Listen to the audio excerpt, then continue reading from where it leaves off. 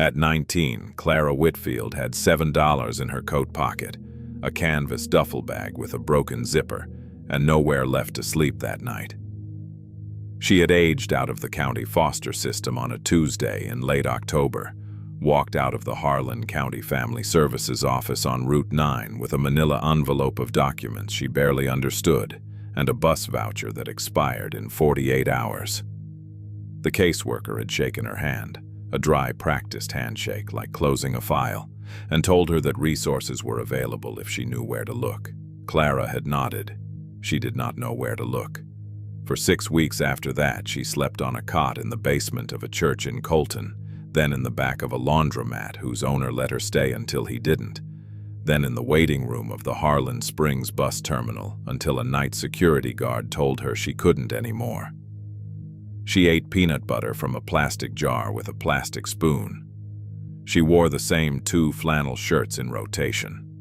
She kept the manila envelope dry inside a gallon Ziploc bag tucked against her ribs. Inside that envelope was the only thing she had ever received from the estate of Eleanor Voss, her great-aunt, dead 6 months. A woman Clara had met exactly twice and remembered only as a voice on a telephone, low and careful, asking her once how she was eating. What the envelope contained was not money. It was a single folded document. A property deed to a structure on Gull Point Road, County Road 4, 11 miles outside the town of Briar Creek on the Maine coast. A lighthouse, assessed at $7 by the county, not $700, not $7,000. $7 because the structure had been condemned and delisted, and the land beneath it had been reclassified as non-buildable coastal buffer in 1994, and nobody had updated the record since. She didn't know what she was going to find there. She thought she was going to find 4 walls and a roof she could sleep under, without someone telling her to leave. But when she pried open the panel behind the lamp room on the top floor of that lighthouse, she found something Eleanor Voss had spent 41 years quietly assembling. Something a man named Garrett Hole had spent just as long making sure Clara would never find. The office on Route 9, where it ended, officially, was a low beige building with fluorescent lights and a water stain on the ceiling tile above the second chair. Clara had been to that office 14 times in the past year alone. The caseworker assigned to her final discharge was a man named Dennis Pryor, mid-50s, with the habit of pressing his thumbnail into the pad of his index finger while he talked, digging a small white crescent into the skin over and over.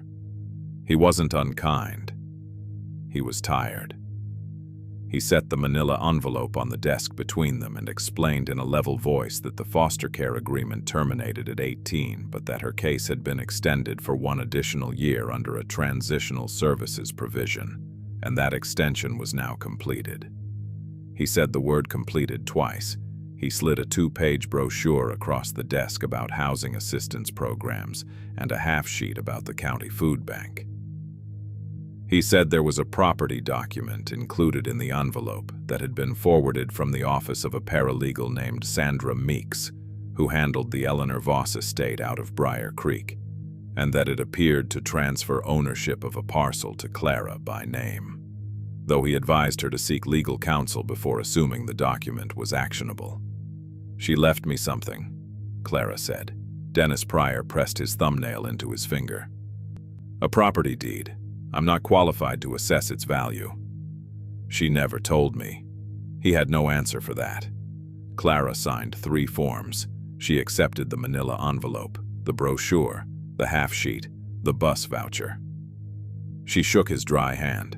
She walked out into October air that smelled like diesel and wet leaves, and stood on the sidewalk outside the beige building for a long time without moving. Her duffel bag held the following: 2 flannel shirts, 1 pair of jeans, 1 pair of sweatpants, 4 pairs of socks, 3 pairs of underwear, a travel toothbrush, a nearly empty tube of toothpaste, a library copy of a novel she'd been renewing for 4 months, a small spiral notebook with a pen clipped to the cover, the plastic jar of peanut butter with maybe 6 spoonfuls left, and the gallon Ziploc bag now containing the manila envelope. She had $7 in her coat pocket, a 5, a 1, and 4 quarters. She sat down on the curb and opened the envelope right there on Route 9, with a bus going past and a woman walking a dog, and the October sky going gray above the strip mall across the street. She read the deed twice. She read the address: Gull Point Road, County Road 4, Briar Creek, Maine. She read her own name, Clara Ann Whitfield, printed in a paralegal's plain font, listed as sole heir and transferee. She looked at it for a long time. Then she folded it back into the Ziploc bag and stood up. The bus voucher covered one route. It did not go to Briar Creek. She spent $4 of her $7 on a Greyhound ticket that got her to the town of Millhaven, 40 miles short. She sat in the back with her duffel on her lap and watched Maine unfold outside the window, the pines thickening, the towns getting smaller, the sky going the particular flat white of a November coast. From Millhaven she walked. It took most of 2 days. She slept one night in a rest stop picnic shelter off Route 11, curled inside both flannel shirts, the duffel as a pillow. She ate the last of the peanut butter with her finger. She had $3 left. The road changed as she got closer to Briar Creek. The state highway became County Road 4. 2 lanes, no shoulder, pine trees crowding in from both sides until the branches nearly touched overhead. The asphalt cracked and narrowed. The smell changed, salt pushing through the pine, persistent and cold. There were no other cars. There were no houses. The world went quiet in a way that wasn't peaceful yet, just empty. She turned onto Gull Point Road from a gravel break in the tree line that she almost missed. No sign. Just 2 tire ruts with dead grass between them running through low coastal scrub, bayberry and wild rose bare in November, toward the sound of water she could hear now but not yet see. The ruts ended at a small clearing of dirt and crushed oyster shell, and there it was. The lighthouse stood at the edge of a rocky headland 40 feet above the water. It was not tall, 50, maybe 55 feet, built of granite block that had gone the color of old pewter. The attached keeper's dwelling was a 1.5-story structure connected to the tower's base, clapboard siding weathered to silver gray, 2 windows on the ground floor with their glass intact but filmed over with salt. The tower itself leaned, not dramatically, not imminently collapsing, but it leaned the way something leans when it has been arguing with the wind for 130 years and reached a temporary compromise. 2 things about it were not right. The first was the door. The keeper's dwelling had a wooden door painted dark red, barn red, the kind that comes in a gallon can, and the paint was not old. It was within the last year, maybe 2. It was the only fresh thing for miles. Someone had cared enough to paint that door. The second was the hinges, heavy cast iron strap hinges, 3 of them on the door's right side, and when Clara got close enough she could see they had been oiled. Recently. No rust bloom, no orange streaking down the clapboard beneath them. They moved without a sound when she pushed the door open. She stood in the doorway and let her eyes adjust.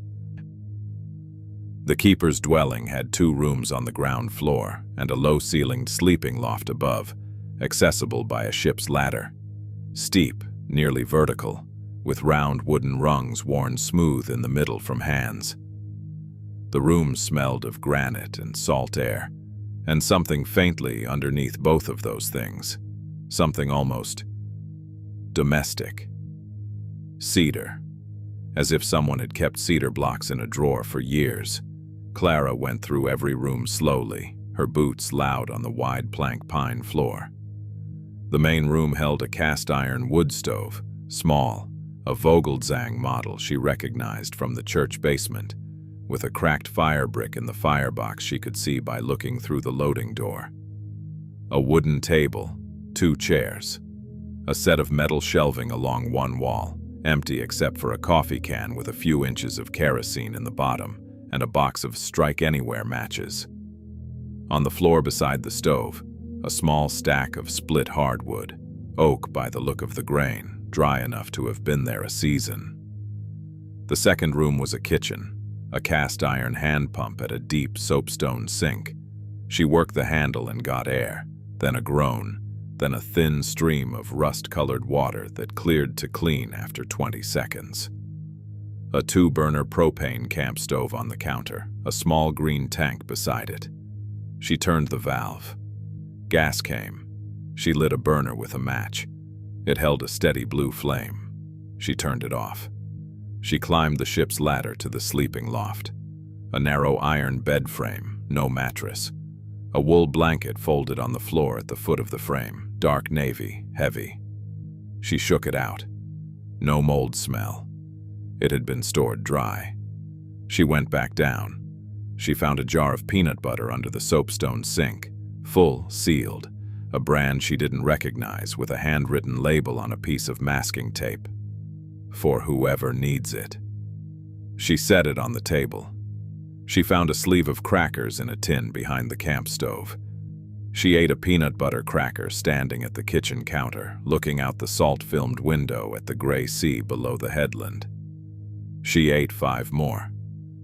She filled the coffee can at the sink, set it on the camp stove, let it heat, and drank the warm water because there was nothing else, and she was cold all the way through. She lit the wood stove with a piece of birch bark from the kindling pile and 2 pieces of split oak, and sat on the floor in front of it with her back against the wall, and the duffel on one side, and the Ziploc envelope on the other. The fire caught and held. The granite walls breathed cold for another 20 minutes before they began to give the warmth back. She sat like that for a long time, just breathing, just still. She was not thinking about what the property was worth. She was thinking about the peanut butter jar with the handwritten label and who had put it there, and when. The tower door, the interior door that connected the keeper's dwelling to the base of the lighthouse tower, was not locked. It opened on the same oiled hinges as the exterior, a detail she noted without understanding yet. Inside the tower base was a circular room, stone-floored, with a cast-iron spiral staircase climbing the interior wall up into darkness. She looked up. The stair wound out of sight. The smell was different here. Iron and guano and the specific closed-up cold of a stone chimney that hadn't had a fire in it. She went up. The stairs made no sound that concerned her. The cast iron was solid, bolted to the wall with anchor bolts that showed no cracking in the mortar around them. She went slowly, one hand on the central column, the other trailing the stone wall. 3 flights. 4. The light increased as she rose. The lantern room at the top was all glass, the old Fresnel lens long removed, but the storm panes were intact, and the November sky pressed in from every side, white and enormous. The lamp room was a circle of glass and iron, the metal framework of the old lantern housing still in place, the socket where the lens had turned now empty. She stood at the top of the world, or what felt like it. The sea below was gunmetal. The spruce forest behind her went on forever. She was turning to go back down when she saw it. The interior wall of the lamp room, the cylindrical stone wall that formed the tower's core at this level, had been finished with a plaster skin at some point in the lighthouse's history, and that plaster was old, gray-white, cracked in a dozen places. But along one section of it, maybe 3 feet wide and 4 feet tall, slightly to the left of where the stairwell opened into the room, the cracking pattern was wrong. Not wrong like structural damage. Wrong like something had been opened and reclosed and the plaster had settled differently after. The cracks around that section were parallel, almost geometric, running along lines that had nothing to do with the natural drying pattern of the surrounding plaster. She pressed her palm flat against it. Solid. But there was a hairline seam running vertically on both sides, barely visible, filled with something softer than plaster. She pressed harder along the right seam and felt, just barely, a slight give. Not a gap, not movement. Just a surface that felt different from stone behind it, like there was a cavity. She stood there for a long time in the cold lamp room, with her palm pressed against the wall and the sea going gray below her, staring at the seam. Then she went back down for the pry bar. She did not have a pry bar. She had her canvas duffel, a spiral notebook, and a library book. She had $3. What she had, after another careful walk through the keeper's dwelling, was a short length of flat iron she found wedged behind the wood stove, maybe 14 inches long, maybe 3/8 of an inch thick. The kind of flat bar used as a hinge reinforcement, with one end slightly bent.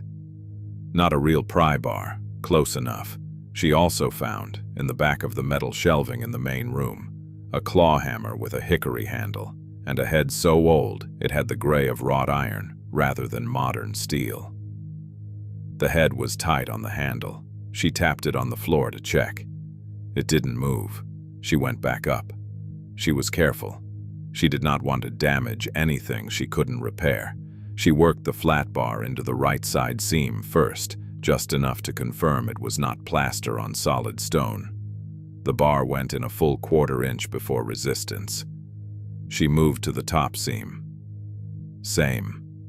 She found the 4 corners of what she now understood was a recessed panel, roughly the size and shape of a small door, fitted into the stone tower wall and plastered over with deliberate care. She worked the flat bar along the top seam and tapped the handle end with the hammer, gentle, methodical. The plaster gave in small chunks, gray dust coming down like dry snow. The seam widened. She moved to the left side, the bottom. After 20 minutes, she had cleared all 4 seams and could see the panel itself. A slab of pine planking, 3 boards edge-joined with hand-cut dovetails at the corners of a frame, painted over with the same gray plaster coat. Someone had built this. Someone had built it carefully, by hand, to stay hidden. She got the flat bar behind the upper left corner and pulled. Nothing. She reset, got more purchase, pulled again with both hands, and her weight going back. And there was a sound. Not a crack. Not a break. A soft, dry pop, like a seal releasing, like a room exhaling. The panel swung outward on the left side, pivoting on 2 small brass hinges she hadn't seen because they'd been set flush and painted over. It opened about 8 inches and stopped.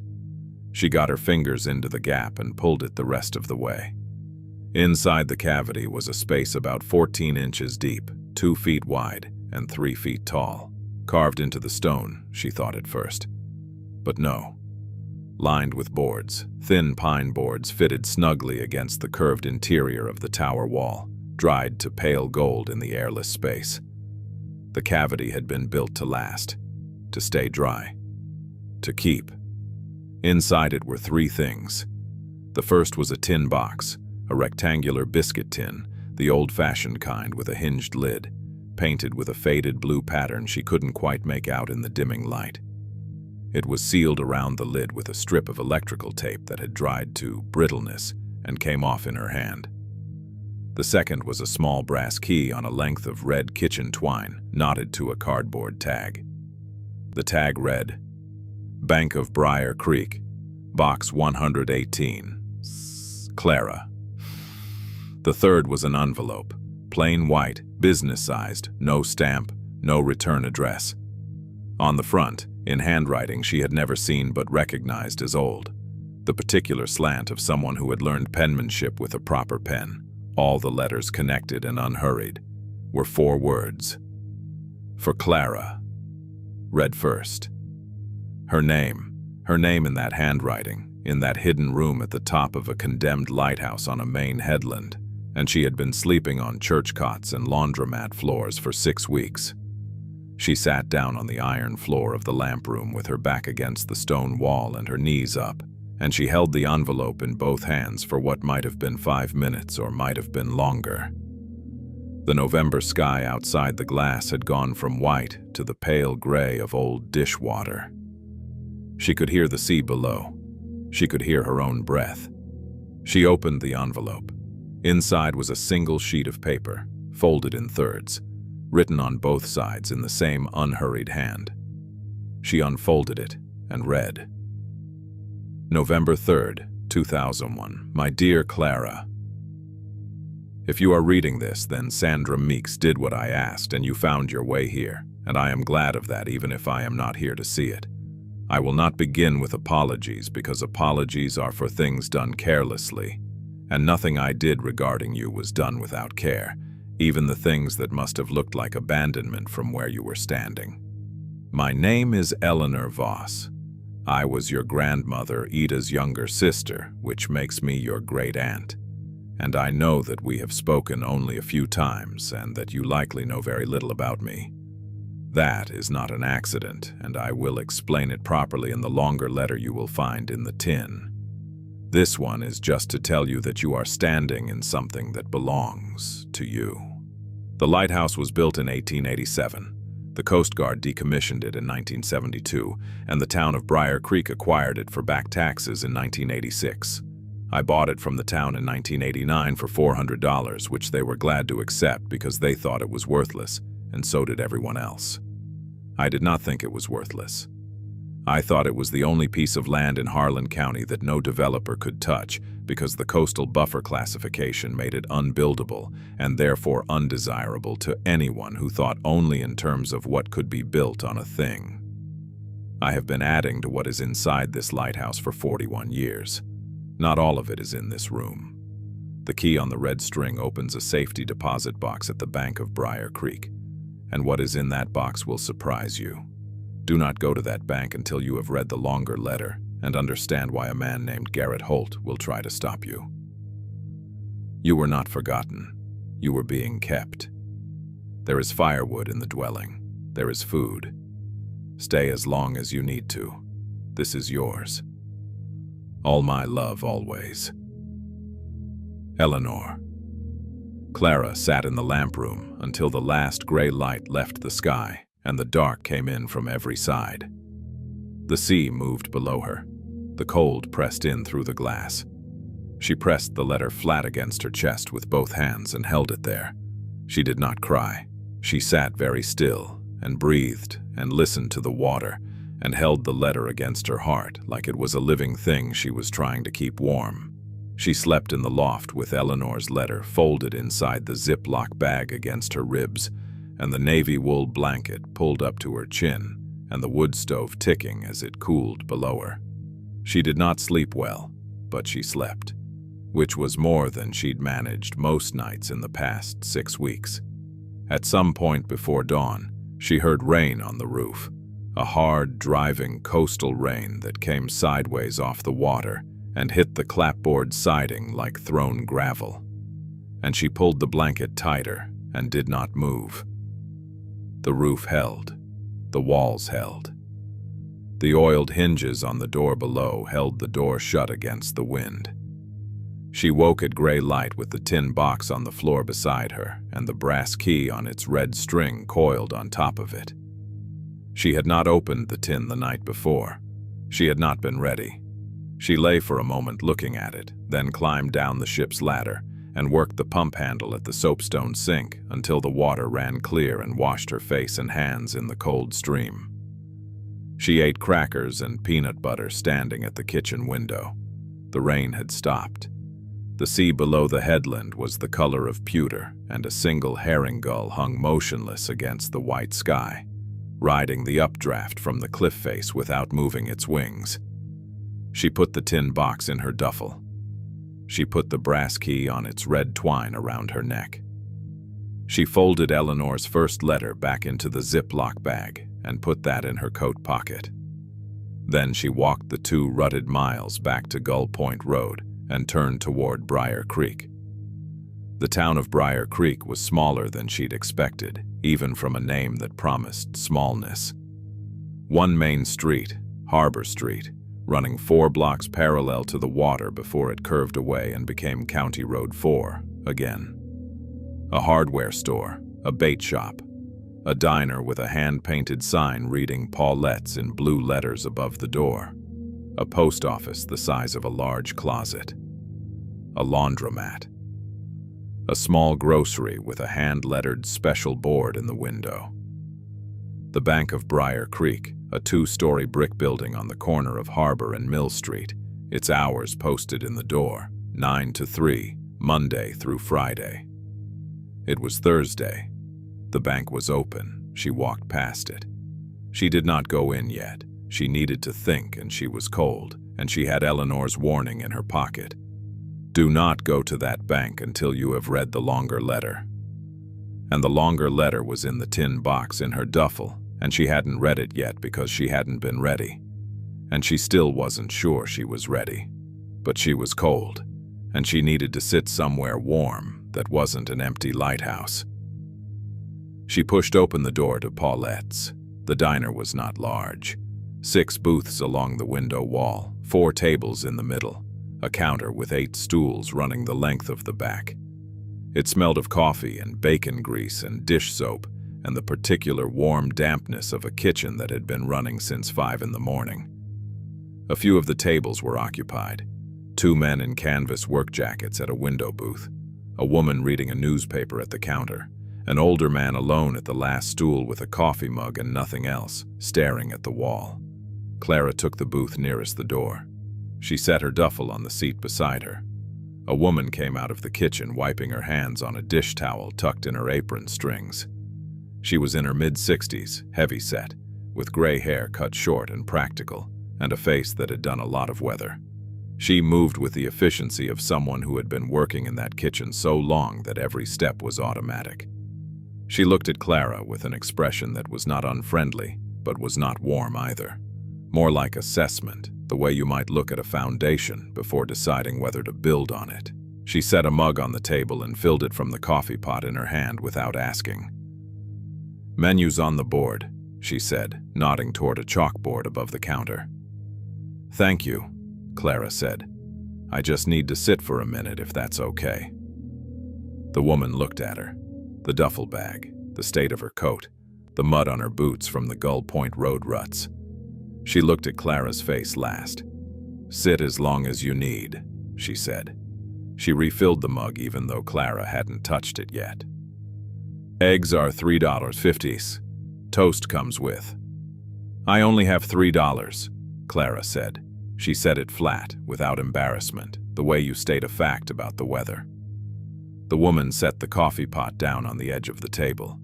She looked at Clara again, the same measuring look, longer this time. "Eleanor Voss's Lighthouse," she said. It was not a question. Clara's hand went still on the mug handle. "You know it?" "I know Eleanor." A pause. "Knew Eleanor." She pulled a small notepad from her apron pocket, wrote nothing on it, put it back. "You look like Ida's people. Around the eyes. You knew my grandmother?" "Ida Whitfield came in here every Tuesday for 22 years. She picked up the coffee pot. "My name is Paulette Marsh. I'm going to bring you eggs." Clara started to say something about the $3. "Bring it back when you're done," Paulette said, and went back through the kitchen door. Clara sat with her hands around the warm mug. She stared at the table. Outside the window, the main street of Briar Creek was quiet. A pickup going past. A woman in a yellow rain slicker walking a terrier. The flag above the post office lifting and dropping in the sea wind. Paulette came back with a plate. 2 eggs over easy, wheat toast, a small bowl of home fries with onion, a paper cup of orange juice. She set it down and stood for a moment. "You read the letter yet?" she said. Clara looked up. "The first one." Paulette nodded. She refilled the coffee again. She pulled a quarter from her apron pocket and set it on the table beside the plate without explanation. Then she went back to the counter and stood with her arms crossed, watching the street through the window, leaving Clara to eat in peace. Clara ate everything on the plate. She ate the last piece of toast and used the edge of it to get the yolk from the corner of the plate. She drank the orange juice. She wrapped both hands around the coffee mug and held it. After a while, Paulette came back. She sat down across from Clara in the booth, not asking, just sitting, and set her own coffee mug on the table between them. "How long you been in town?" she said. "Just got in this morning." "Staying at the Lighthouse?" "Yes." Paulette turned the mug in her hands. "Eleanor told me you might come. Didn't know when. Didn't know if." She looked out the window. "She talked about you. More than you'd think, considering." Clara didn't ask. "Considering what?" She waited. "She wanted to reach out to you," Paulette said. "For years. There were reasons she didn't." She wrapped both hands around her mug the same way Clara was holding hers. "You'll read about it." She wrote it all down. A pause. She was a good woman. She just had a complicated situation that got more complicated over time, and she ran out of road before she could fix it the way she wanted. "Who is Garrett Holt?" Clara said. Paulette's face did not change, but something behind it did. The way a light shifts in a room when a cloud passes outside.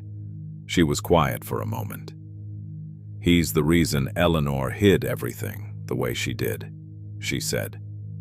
"He was Eleanor's brother-in-law, her late husband's brother. He's been managing what he thinks is Eleanor's estate since she passed." She paused. "He does not know about the Lighthouse. He doesn't know about you. And he very much does not know about the bank box." Clara absorbed this. Paulette reached into her apron pocket and set something on the table, a folded piece of paper.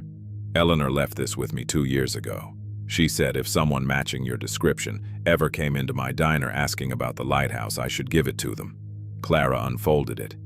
It was a phone number, a name, Wallace Pruitt, attorney at law, Ellsworth, and 3 words in Eleanor's handwriting. "He knows everything." "He's a good man," Paulette said. "Retired mostly, but he'll pick up for this." Clara folded the paper and held it. "Why are you helping me?" Paulette looked at her the way you look at someone who has asked a question with an obvious answer. "Eleanor Voss kept this town going through some bad years and never told anyone she was doing it," she said. "Least I can do is make sure whoever she loved gets a plate of eggs and a phone number." She stood up. She picked up Clara's empty plate and the mug. "I've got a cordless phone behind the counter if you want to call Wallace today," she said. "And I've got a spare toolkit in the back. Hammer, crowbar, adjustable wrench, pair of channel locks. Eleanor kept borrowing my drill. I never got it back." She smiled, just briefly, the corners of her eyes going. "You can borrow the kit. Bring it back when you're done." She went back through the kitchen door. Clara sat with the phone number and the quarter and the $3 in her pocket and the tin box in her duffel and the brass key on its red string around her neck, and she felt something she did not immediately recognize because she had not felt it very often. She felt like someone was on her side. She called Wallace Pruitt from the phone behind Paulette's counter. He answered on the 3rd ring. A voice like a gravel road, unhurried, not surprised. He said he'd been expecting her call for about 2 years. He told her not to go to the bank alone and not to go today. He told her to read the longer letter first. He said he would drive up from Ellsworth on Saturday and walk her through everything, and that she should not sign anything or talk to anyone official until he was there. "Do you know a man named Garrett Holt?" she asked. A pause. "I know him well enough," Wallace said. "Don't let him in the Lighthouse." She borrowed Paulette's toolkit, a battered red metal box, the kind with a tray that lifted out, holding a claw hammer, a 12-inch Craftsman pry bar, an adjustable crescent wrench, channel lock pliers, a small flathead and Phillips screwdriver set, and a hand drill with a worn chuck. She also borrowed a headlamp that Paulette produced from under the counter without comment. She walked back to Gull Point Road. That evening, with the wood stove lit and the headlamp on and the tin box open on the table, she read the longer letter. But before the letter, there was everything else in the tin. She sat at the wooden table in the keeper's dwelling and lifted the lid off the biscuit tin slowly. The way you open something you know you can't unopen. Inside, packed with the careful density of someone who had assembled this over many years. A stack of envelopes bound with a rubber band that had dried to brittleness and broke when she touched it. The envelopes fanning across the table. 18 of them. Each one had a date written in the upper right corner in Eleanor's hand. Not a mailing date, a birthday date. June 7th, 1985. June 7th, 1986. All the way to June 7th, 2002. Clara's birthday was June 7th. She had been born in 1984. These were letters written for every year of her life from her first birthday to her 18th, never sent, addressed in full to Clara Ann Whitfield, with no return address. A photograph. Black and white, printed on the kind of paper that had a slight texture to it, taken with a camera that cared about light. It showed two women on a porch, one older, 70 maybe, and one younger, maybe 40. They were both looking at something off camera and laughing. The younger one had Clara's cheekbones. Clara had not known that until this moment because she had never seen a picture of her grandmother Ida before. A savings book from the Bank of Briar Creek. The entries were in columns, dates, and deposits going back to 1982. She did not add them up yet. She turned to the last page of entries and saw the final balance written in the teller's hand. $61,400. And at the bottom of the tin, under everything else, a sealed envelope, thicker than the others, addressed simply, Clara. The long one. Read this last. She set the birthday letters aside. She set the photograph on the table where she could see it. She held the savings book for a moment and looked at the number again, $61,400, and set it down carefully, like something breakable. Then she opened the long envelope. It was 7 pages, written front and back in Eleanor's slanted, unhurried hand, on ordinary lined notebook paper, dated at the top of the first page. August 14th, 2002. She had written it the summer before she died. My dear Clara, I am going to tell you everything now because I have been telling you nothing for too long, and I am running out of time, and I will not leave this world with you not knowing. Some of what I say will be hard. I ask only that you let me finish before you decide how you feel about any of it. You were born on June 7, 1984, at Harland County General Hospital, to a woman named Patricia Whitfield, who was 20 years old and had nothing and was alone and was braver than I gave her credit for at the time. Patricia was your mother, and she died on September 3, 1985, when you were 15 months old. The official cause was a car accident on Route 9 outside Colton. That is true as far as it goes. What is also true is that she was driving home from working a double shift at the diner in Colton. The same diner, more or less, where she had been working 7 days a week since you were 2 months old, because she had no help, and no one had stepped forward to give her any. I did not step forward. That is my failure, and I will carry it the rest of my life. My sister Ida, your grandmother, wanted to take you in when Patricia died. Ida was the best of us, but Ida was sick by then, sicker than she let on to anyone, and her husband Carl had been gone 3 years, and she was alone in a house she was barely holding on to, and the county wouldn't place a child with her because of her health. She fought them. She fought them for 2 years.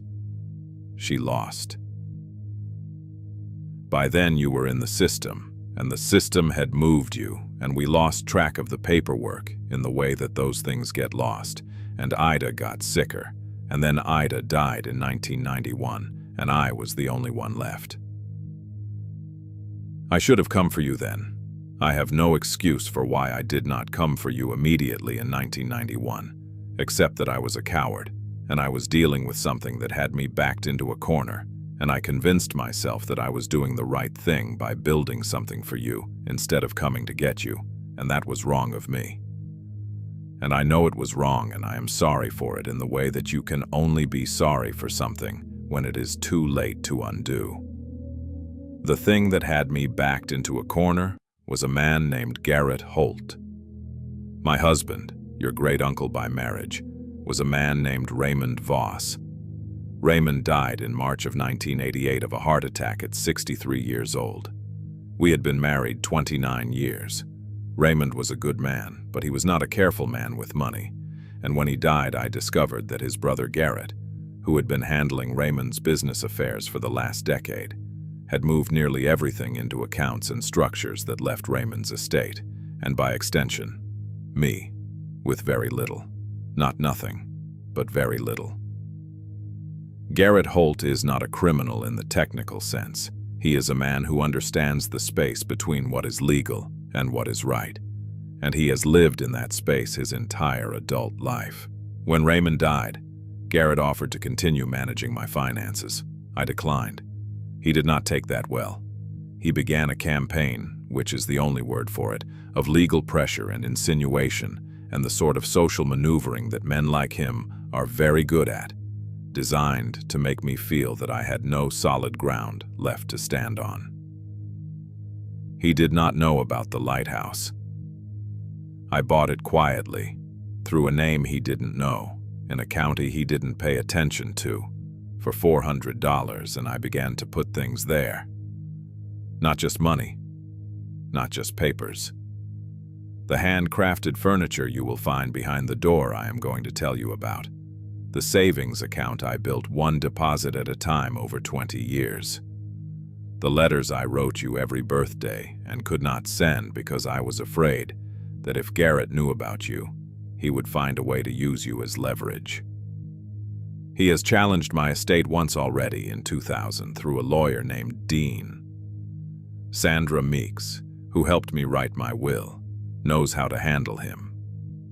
Wallace Pruitt knows more. They have been waiting for you, and so has Paulette, and so has most of Briar Creek, in the quiet way that a small town waits for something it believes is coming. I need to tell you about your mother. Patricia Whitfield was not lost. She was not broken. She was a 20-year-old girl who worked 2 jobs and kept you fed and loved you without reservation, and died tired on a dark road because nobody thought to help her, and she was too proud to ask twice. I have driven that road. I know every mile of it. I have thought about what she must have felt in that last second.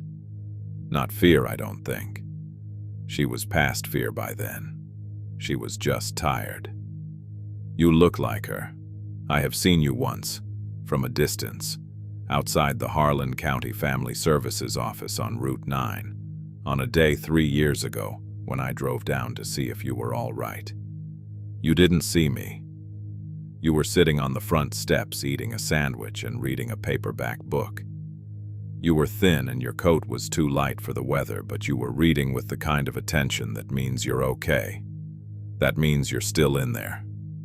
I sat in my car for 20 minutes and cried like a fool, and then drove home and put another $400 in the savings account. I want to tell you one more thing. The summer you were born, June of 1984, I drove to Harlan County General Hospital the day after you arrived. I had not met your mother before. I introduced myself in the hallway outside her room, this stranger with gray hair and good shoes who she had no reason to trust. She looked at me for a long moment, and then she said, "She has your family's eyes." And then she let me hold you. I held you for a long time. You were new and small and completely unafraid, in the way that only the very new can be. You had your fingers curled around nothing, and your eyes were open, and you were looking at the world like it owed you an explanation. I loved you then. I have loved you every single day since. I am sorry I did not do better with that love. I tried to put it somewhere you would find it. You found it. All of it is yours. The lighthouse, the savings, the furniture, the key to Box 118, the letters I wrote you every year since your first birthday. All of it. Do not let anyone tell you otherwise. Wallace and Sandra have made sure of that. Take care of the lighthouse. The hinges need oil every spring. The fire brick in the Vogelzang needs replacing. a quarter brick 3-inch thickness. You can get it at the hardware store in Briar Creek, and a man there named Chester Bowl will know exactly which one. The south window upstairs leaks at the upper left corner when the wind comes from the northeast. There's a tube of marine-grade sealant in the tin box under the kitchen sink.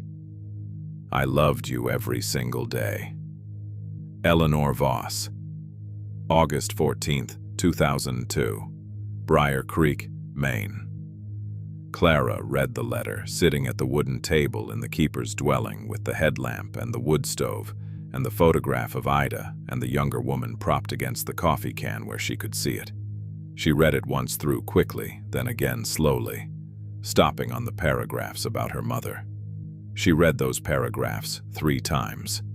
When she finished, she set the letter flat on the table and put both hands over it, palms down. The fire in the Vogelzang had burned to coals. Through the salt-filmed window, the sky was the full black of a coastal November night with no moon. She could hear the sea below the headland, steady and indifferent and enormous. She sat for a very long time without moving.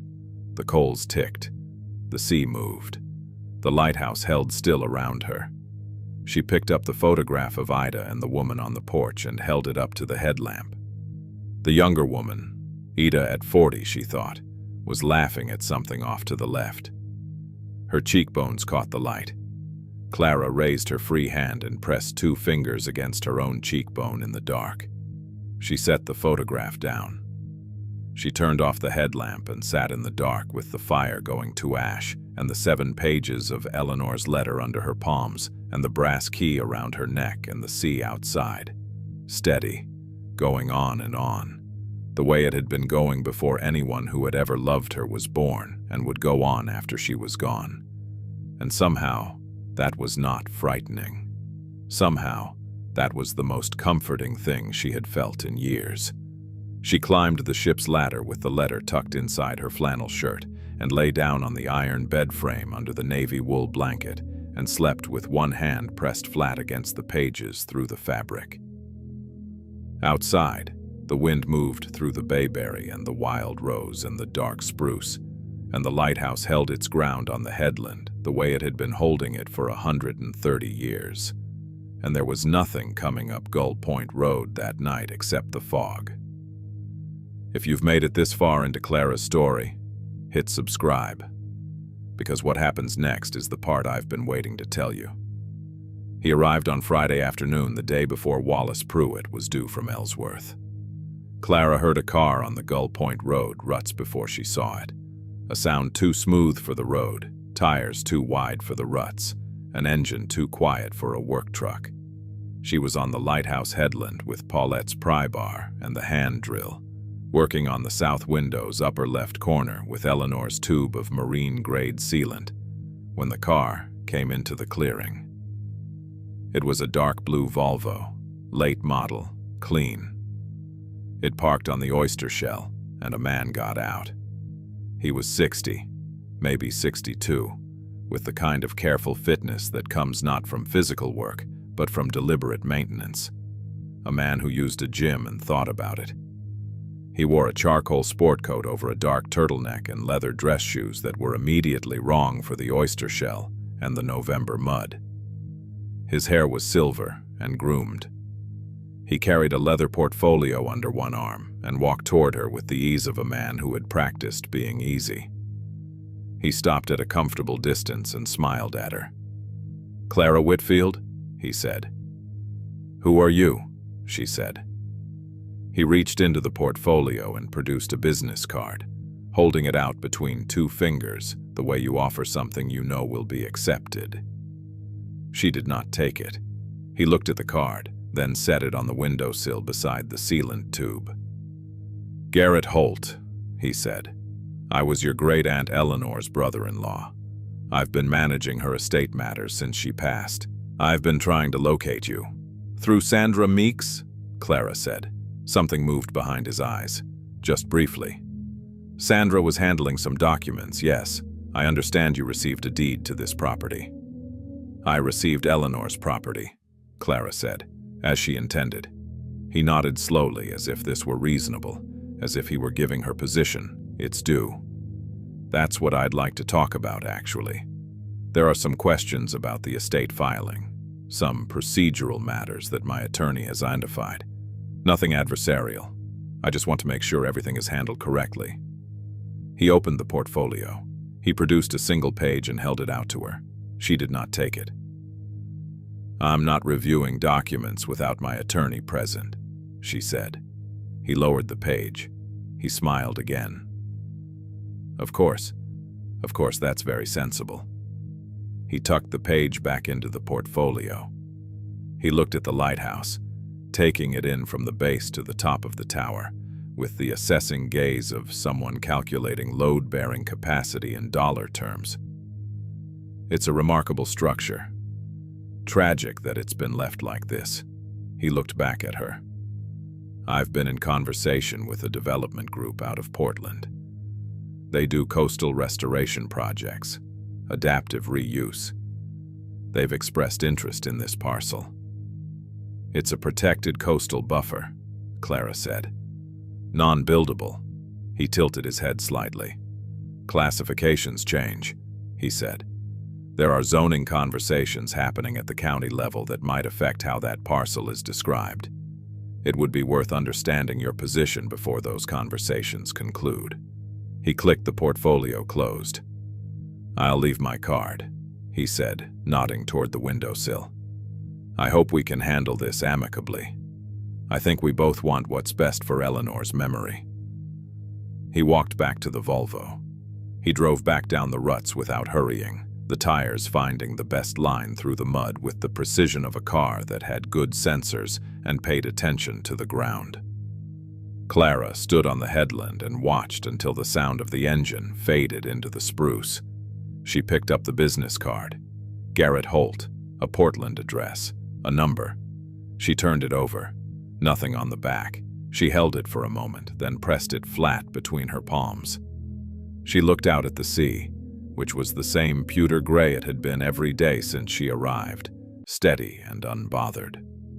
"Classifications change," he had said.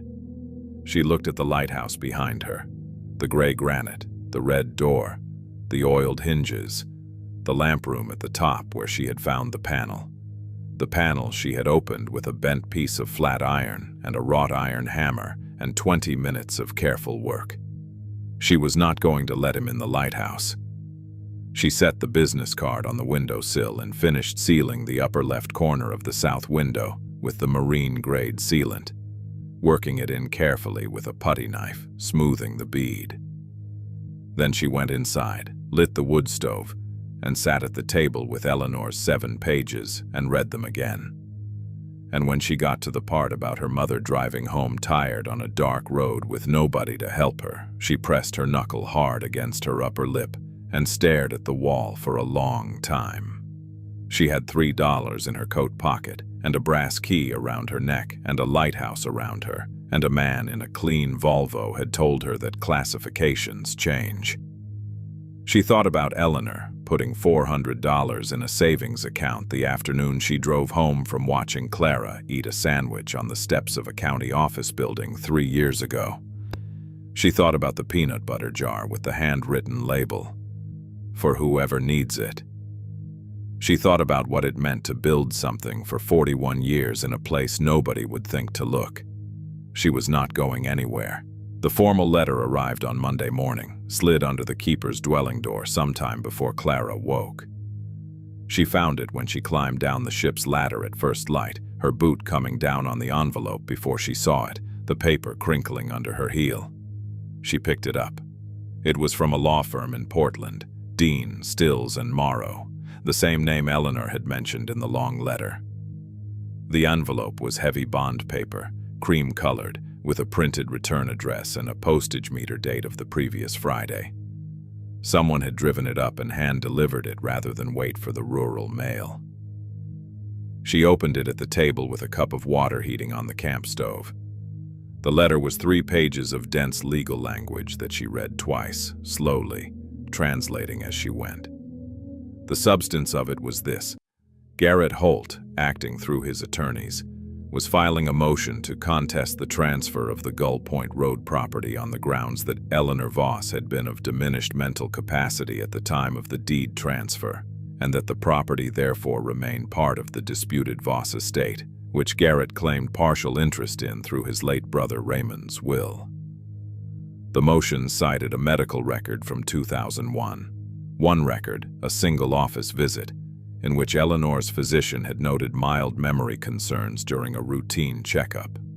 They had taken one notation in a doctor's file and built a legal structure around it.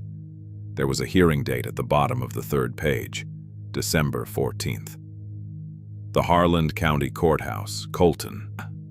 27 days away. Clara sat with the letter in her hands. She looked at the wood stove. She looked at the photograph of Ida and the woman on the porch, which she had propped against the window frame where the morning light hit it. She looked at the tin box open on the shelf, the 18 birthday letters fanned out beside it, the savings book. She thought about walking away. The thought was brief and specific.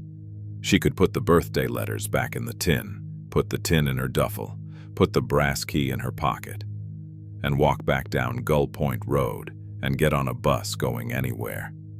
And none of this legal machinery could follow her because she had nothing to attach it to. She could be gone by noon. She counted what she had. $3 in her coat pocket. The $400 in the savings account she hadn't touched yet because Wallace Pruitt had told her to wait. A condemned lighthouse that a law firm in Portland was trying to argue belonged to a man who had never set foot in it. She folded the letter and set it on the table. She put on her coat and walked to Briar Creek. Paulette was behind the counter when Clara pushed through the diner door. It was 7:40 in the morning. The breakfast rush, such as it was in Briar Creek in November, had thinned to 2 men at a window booth and the same older man on the end stool who had been there the first morning. Paulette looked up from the register, read Clara's face in one glance, and said, "Sit down, I'll get coffee." Clara set the 3-page letter on the counter. Paulette read it standing up, wiping her hands on her apron towel without realizing she was doing it. She read all 3 pages. She set it down. "December 14th, she said.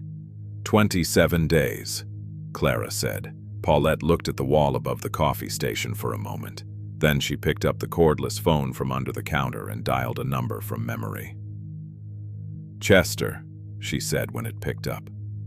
"Get over here when you get a chance. Bring the truck." She listened. "Because Eleanor's girl is sitting at my counter and Garrett Holt just filed on the Lighthouse." A pause. "I know it is. That's why I'm calling you." She hung up and refilled Clara's mug. "Chester Bowl," she said. "Eleanor mentioned him in the letter?" "She said he'd know which fire brick to get for the Vogelzang." Paulette almost smiled. "She'd say that. That was Eleanor." She poured her own coffee and leaned against the back counter. "Chester is 70 years old, and he's been running that hardware store for 42 years, and he knows every building in this county from the foundation up. He was also Eleanor's closest friend for the last 30 years of her life, though neither of them would have used the word friend. They would have said neighbor. "The town is far from the lighthouse," Clara said. 2 miles is not far if you're Eleanor Voss," Paulette said. Chester Bowl arrived 20 minutes later in a green Ford pickup that had seen 3 decades of salt air and was still running out of stubbornness and maintenance. He was a compact man with thick white hair and hands that looked like they'd been carved from a material harder than skin. The knuckles enlarged, the palms calloused to a smoothness that went past rough and came out the other side into something almost polished. He wore canvas work pants and a flannel-lined denim jacket, and he moved without wasting motion. He sat down on the stool beside Clara and read the letter without speaking. When he finished, he folded it exactly on its original creases and slid it back to her.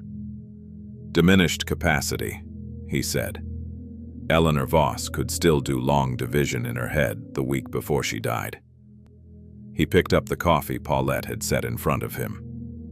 Dean's been Holt's man for 15 years. This is what they do.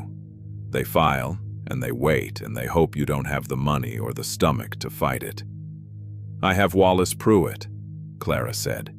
Chester looked at her. "Wallace Pruitt drew up Eleanor's will," he said. "He knows where every body is buried, legally speaking." He took a sip of coffee. "You're going to be all right." Clara looked at him. "How do you know that?" He set the mug down. He looked at the counter for a moment and then at her. "Because Eleanor spent 41 years making sure you would be," he said. "And Eleanor did not do things by halves." He stood up, put $4 on the counter for the coffee, and picked up his jacket. "Come by the hardware store this afternoon," he said. "I've got the fire brick for the Vogelzang, 1/4 inch larger than the standard because that stove is original and nothing standard fits it anymore. Eleanor knew that. I've been holding it for 2 years. He walked out. The bell above the door rang once and went still. Clara sat with both hands around her mug. She looked at Paulette. "She really told people about me," Clara said. Not a question, more like something she was trying to make solid by saying it out loud. "She talked about you the way people talk about something they're proud of and haven't seen yet," Paulette said. "Like a house they're building. Like something they're watching become what it's supposed to be." She was walking back down Harbor Street toward County Road 4 that afternoon, Chester's fire brick wrapped in newspaper in her duffel, and the toolkit slung over one shoulder, when she heard footsteps behind her, quick and light and slightly uneven. She turned. A girl was coming up the street toward the diner, carrying a cloth bag that was too heavy for her arms. She was maybe 16 or 17, with dark hair pulled back in an elastic and a coat that was wrong for the weather. A light zip-up jacket, the kind you'd wear in September. She had mud on her boots and the specific look of someone who had been walking for a long time and was trying not to show it. She stopped when she saw Clara looking at her. "Is that a diner?" she said, nodding toward Paulette's.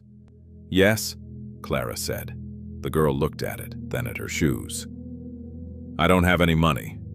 Clara reached into her coat pocket. She had $3, had carried the same $3 since Millhaven. She held out 2 of them. The girl looked at the money, then at Clara. "Go in and ask for Paulette," Clara said. "Tell her you need to sit. She'll bring you eggs." The girl took the money. She looked like she wanted to say something else, but didn't. She pushed through the diner door and the bell rang above it. Clara stood on the sidewalk for a moment. Then she turned and walked toward County Road 4 and the ruts of Gull Point Road, the fire brick in her duffel, and the key on its red string around her neck and $1 in her pocket. And she felt something shift quietly inside her chest, the way a weight shifts when it has been set down somewhere solid. Wallace Pruitt filed the response to Dean, Stills, and Morrow on November 28th, 14 pages that addressed every point in their motion and added 17 exhibits, including Eleanor's complete medical records from 2001 and 2002, which showed a single notation of mild memory concerns surrounded by 2 years of unremarkable checkups, and a sworn statement from Eleanor's physician, a Dr. Anita Souza of Briar Creek Medical, saying that Eleanor Voss had been in full cognitive and legal capacity at all times she had treated her, and that the 2001 notation had been misread and mischaracterized in the opposing filing. Wallace also filed a copy of the deed, the trust documents, and a declaration from Sandra Meeks detailing the timeline and process of the estate transfer, which had been completed 16 months before Eleanor's death, not after it, making the diminished capacity argument chronologically impossible to sustain. He called Clara on a Thursday evening from the cordless phone she now kept on the kitchen shelf beside the marine sealant and the coffee can. "They'll still show up December 14th, he said. "Holt doesn't walk away easy, but their legal position is thin. They know it. This is pressure, not conviction." "What do I need to do?" Clara said. "Show up," Wallace said. "Dress plain. Don't look nervous. Let me talk." Word had a way of moving in Briar Creek that had nothing to do with announcement. Clara had not told anyone beyond Paulette and Chester and Wallace what was happening. But on the first Monday of December, a man named Roy Thacker, retired electrician, a compact man in his late 60s with a gray mustache and a tool belt that hung from his hip like something he'd been born wearing, knocked on the keeper's dwelling door and said he'd heard the Vogelzang needed a new fire brick set, and that while he was in there he might as well look at the wiring. He looked at the wiring. He came back the next day with a spool of 12-gauge Romex, a pair of GFCI outlets still in their packaging, and a helper, a younger man, his nephew, who didn't say much but worked fast and clean. They rewired the kitchen circuit over 2 days, replacing the old aluminum wiring that Roy said was a condition he was surprised hadn't caused a fire, and installed the GFCIs at the counter in the sink. He set the new fire brick in the Vogelzang with refractory cement and a 1/4-inch clearance on all sides. When Clara tried to pay him, she had accessed the savings account now, cautiously, with Wallace's guidance. He shook his head. "Eleanor fixed my roof in 1994, he said, anonymous donation to the volunteer fire auxiliary that happened to cover exactly what I needed. I always knew it was her." He clipped his lineman's pliers back on the belt. "Took me 10 years to figure out how to pay it back. This'll do." He left a spool of spare Romex on the kitchen shelf in case she needed it. 2 days later, a woman named June Pell arrived with a pickup truck bed full of perennial plants in black nursery pots, lupine, beach rose, sea lavender, and spent an entire gray December afternoon planting them along the south side of the keeper's dwelling, working the soil with a flat spade and a bag of composted kelp she'd brought herself. She had the pink cheeks and efficient movements of someone who spent most of her life outdoors. "Eleanor bought every plant from my stand for 20 years, June said when Clara came out to watch. "Never once haggled. Always paid more than I asked and said it was for the quality." She tamped a beach rose into the ground with her boot heel. "Spring, these'll come up and the whole south side will have color." Clara stood and watched her work.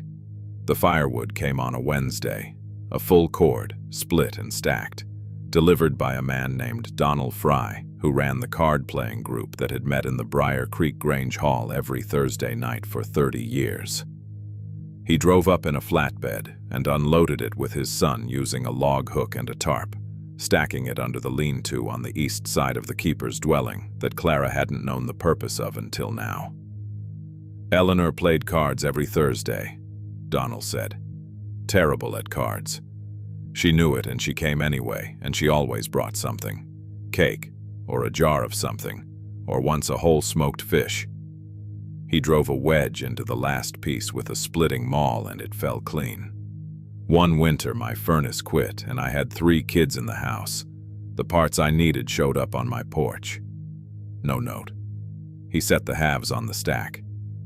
"I think about that every time I'm cold and I'm not." December 14th was a Tuesday, clear and sharp, the cold coming straight off the water. Clara drove to Colton in Chester Bowles' truck. He insisted on driving, said he knew the parking, with Wallace Pruitt in the passenger seat going over his notes, and Clara in the back with her hands flat on her knees, and Eleanor's long letter in her coat's inside pocket. The Harland County Courthouse was a 3-story brick building on Colton's main square, old enough to have the wide wooden floors that creaked on the second landing, and the kind of interior brass hardware that came from a time when public buildings were built to last. The hearing room was on the second floor, small, 8 rows of wooden gallery benches and a judge's bench and 2 counsel tables, the whole room smelling of wood polish and old paper. Garrett Holt was already there when they arrived, sitting at the left counsel table with a man in a dark suit who Clara recognized as the Dean firm attorney from the letter's signature line. Holt wore a charcoal jacket, and his silver hair was smooth, and he looked across the room at Clara with an expression of complete professional neutrality, which was its own kind of message. She sat in the front gallery bench with Chester on one side and a space on the other. By the time the hearing started, every bench behind her was full. She had not known they were coming. She had not asked anyone to come.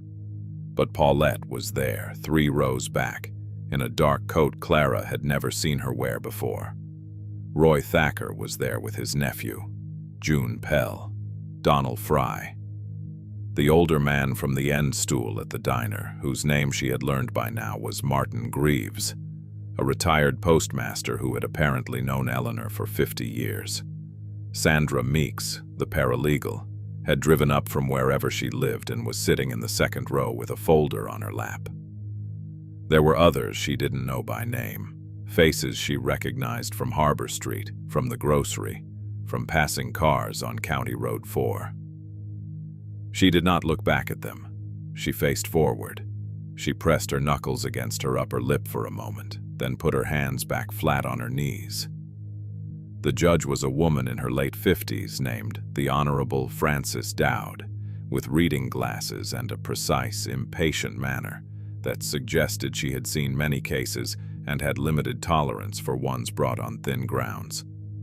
She reviewed the filings for 4 minutes in silence before she looked up. Wallace presented his case in 17 minutes. He was concise and specific, and he cited dates and document numbers from memory without looking at his notes more than twice. He presented Dr. Souza's sworn statement and the timeline that made the diminished capacity argument impossible.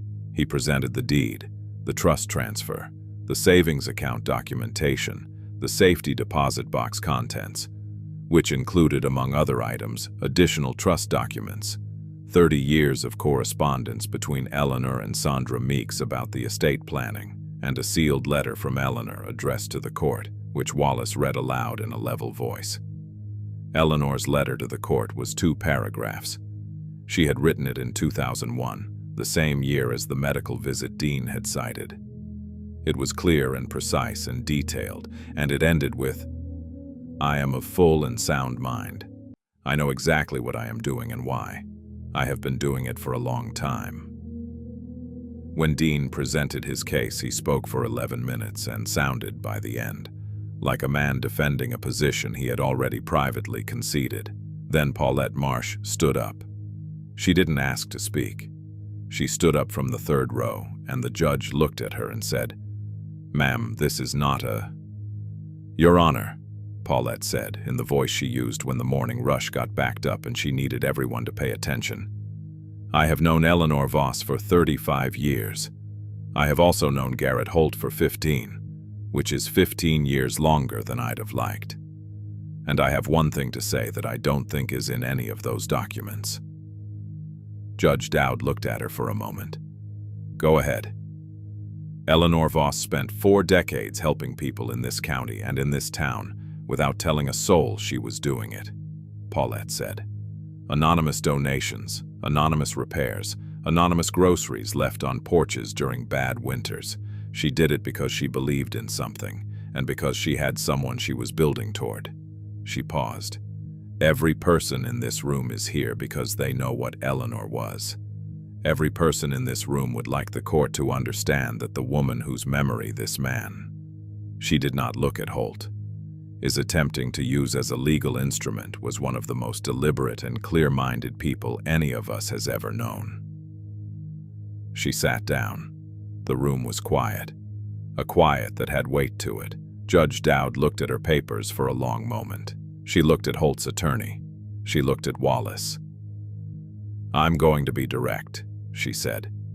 "The opposing motion rests on a single medical notation that has been refuted by the treating physician, a timeline that the documents do not support, and a theory of diminished capacity that is contradicted by 30 years of detailed and legally sound estate planning." She closed the folder in front of her. "Motion denied. The deed transfer stands. Miss Whitfield holds clear title to the Gull Point Road property." She looked over her reading glasses at Holt's counsel table.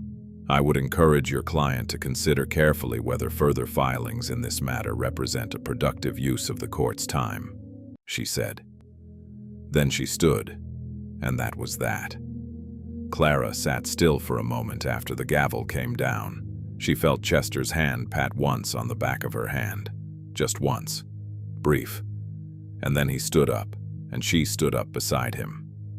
Garrett Holt did not approach her. He gathered his leather portfolio, and his attorney gathered his papers, and they walked out through the side door without looking at the gallery. And the sound of their footsteps on the old wooden floor faded down the corridor, and Clara did not watch them go. She turned around and faced the room full of people who had driven to Colton on a Tuesday morning in December for her, and she opened her mouth and found she didn't have anything to say that was big enough. So she didn't say anything. She pressed her lips together and nodded once, and Paulette stood up and said, "All right. Back to the diner. Coffee's on me." The reopening, which was not called a reopening because Clara did not think of it as that, she thought of it as a beginning, happened on the first Saturday in February after Roy Thacker's electrical work was complete and after June Pell's beach roses had been given their best chance at the soil, and after Clara had spent 6 weeks with Paulette's toolkit and Chester's advice and 2 books on lighthouse restoration from the Briar Creek Library, making the keeper's dwelling into something that could hold people. She had cleared the lamp room and cleaned the storm glass and replaced the anchor bolts on the 2 lowest sections of the spiral stair with new galvanized hardware from Chester's store. She had refinished the wide plank pine floors in the main room with a water-based polyurethane that Chester recommended. 3 coats, sanding between each with 120 grit and then 220. She had replaced the cracked fire brick in the Vogelzang and confirmed the flue draw with a piece of newspaper and a lit match. She had repainted the interior walls with a lime wash that Paulette found the recipe for in a restoration manual, pale and matte, that made the rooms feel like the inside of a seashell. She had also found the door Eleanor had mentioned in the long letter, a door behind a sheet of 1/4-inch plywood that had been screwed to the interior wall of the tower base with 12 Phillips head screws, painted over and therefore invisible unless you were looking for it. Behind it was a workshop, a real one. Low-ceilinged, stone-walled, fitted with a workbench along 3 sides and a set of wall-mounted tool hangers, most of them still holding tools, block planes, a spoke shave, 4 chisels in graduating widths, a cabinet scraper, a brace and bit set in its leather roll. And the furniture, 8 pieces, finished and tagged. A blanket chest in white oak with hand-cut dovetails at every corner and a cedar-lined interior. A rocking chair in cherry with steam-bent-back slats, each one perfect. A side table with turned legs and a mortise and tenon apron, the joints so tight she could not find the seam. A small bookcase with adjustable shelves on wooden pegs. 4 others, a bench, a small cabinet, a lamp table, a step stool, each one made with the same quiet insistence on getting it right. Each piece had a tag attached with a length of red kitchen twine. Each tag said the same thing in Eleanor's hand. For Clara. She moved the furniture into the keeper's dwelling. The blanket chest went at the foot of the iron bed. The rocking chair went in the main room by the wood stove. The bookcase went against the wall beside the tower door. The workshop became a workshop again. She didn't know yet what she would do in it, but she knew she would do something. Chester had already offered to show her how to sharpen the chisels. The morning of the first Saturday in February, Paulette brought a pot of coffee and a pan of cinnamon rolls she'd made at 5 in the morning. Roy came with his nephew. June came with a bundle of dried sea lavender from her shop to hang inside the door. Donald brought a jar of something amber he said was apple brandy and was good for cold mornings. Martin Greaves brought a folding table. Sandra Meeks drove up from Ellsworth. Wallace Pruitt came in his old coat and stood near the wood stove and drank 3 cups of coffee and said almost nothing, which seemed to be his natural state. The girl from Harbor Street came too, the one with the wrong coat for the weather who Clara had sent into Paulette's diner with $2. Her name was Nora. She'd been staying in Briar Creek since November, sleeping on a cot in the back of Paulette's storage room, washing dishes in the morning in exchange for meals. She had a new coat now, a proper one, wool, that Paulette had produced from somewhere without making a thing of it. She came through the keeper's dwelling door on that Saturday morning, with a dish towel already tucked in her pocket, and went straight to where the coffee things were set up, and started organizing cups without being asked. Clara watched her from across the room. After the morning settled, after the coffee had gone around twice and the cinnamon rolls were half gone, and Roy was explaining the new GFCI outlets to no one in particular, and Donald and Martin were playing cards at the folding table, Clara took a framed photograph from her duffel and hung it on the wall beside the tower door.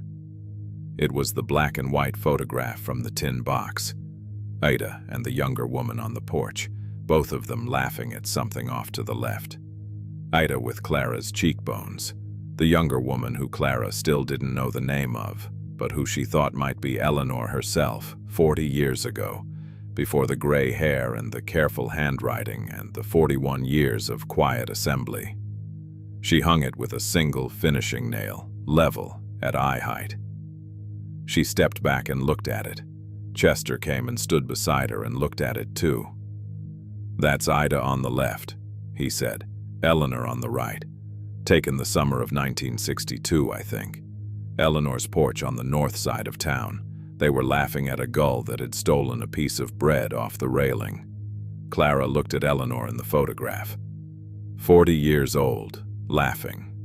"She looks happy," Clara said. "She was," Chester said. "She had a lot of good years." He looked at the photograph a moment longer. "She had this one coming too. She just ran out of road before she got there." He went back to the wood stove. Late in the afternoon, when most people had gone and the light through the salt-filmed windows had gone from white to the pale gold of a February coastal evening, Clara heard the door. Not the keeper's dwelling door, the front door, at the end of the clearing. She looked out the window.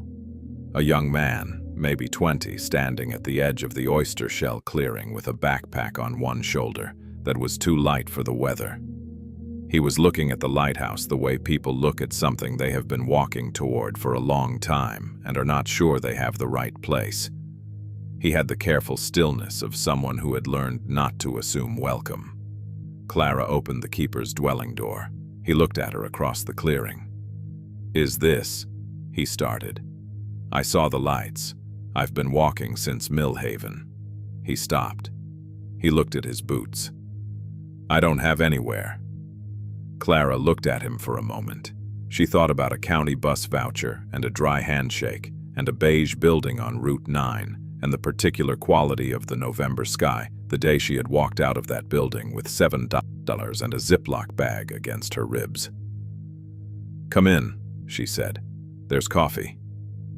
He crossed the oyster shell and came through the door, and Nora handed him a cup without being asked. And the wood stove put its warmth into the room, and the lighthouse held its ground on the headland the way it had been holding it since 1887. That evening, Clara sat alone in the lamp room at the top of the tower. She had climbed up after everyone left. After Nora had gone to her cot. After the young man, his name was Eli, he'd said. Just. Eli had been given the navy wool blanket and the iron bed in the loft, and had said thank you in the voice of someone who hadn't said it in a while and meant it more than the words could carry. She sat with her back against the stone wall and her legs stretched out on the iron floor, and Eleanor's long letter in her lap. The 7 pages folded and refolded until the creases were soft as cloth. She didn't read it. She just held it. She had it memorized by now. She could hear it in Eleanor's voice without looking at the page. The particular cadence of someone who had waited too long to speak and was finally speaking. The storm glass of the lamp room held the last of the February light. Not much, just a thin line of amber along the western horizon beyond the spruce. The sea below was dark, moving with slow February swells. The white of the breaking water visible even in the near dark, persistent and regular, like breathing. She held the brass key on its red string, which she'd taken from her neck and was turning in her fingers. The Bank of Briar Creek box was empty now, its contents transferred to a proper account, the trust fully activated under Wallace's guidance. She'd kept the key. She didn't know why exactly. It was small, flat-headed, ordinary. But it had sat in a hidden room at the top of a lighthouse for how many years? On a length of red kitchen twine, with her name on the cardboard tag. And that made it something else entirely.